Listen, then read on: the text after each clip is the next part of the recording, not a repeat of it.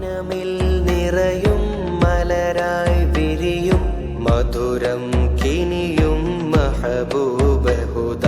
മനമിൽ നിറയും മലരായി വിരിയും മധുരം കിനിയും. ഈ അത്ഭുതമേറിയ സ്ഥാപനം ഖാജാ തങ്ങൾ ഏറ്റെടുത്ത സ്ഥാപനം, ശൈഖുനാ ഉസ്താദ് ഏറ്റെടുത്ത സ്ഥാപനം, സാഹിബുൽ മൗലാ തങ്ങൾ ഏറ്റെടുത്ത സ്ഥാപനം.